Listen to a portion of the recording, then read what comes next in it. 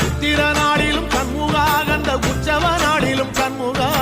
நாளுங்கிழமையும் சண்முகா ஒரு உண்மையை சொல்லவ சண்முகா ஆறு படையிலும் ஆறு காலத்திலும் பூசை நடக்குமே சண்முகா பூசை நடக்குமே சண்முகா நல்ல பூசை நடக்குமே சண்முகா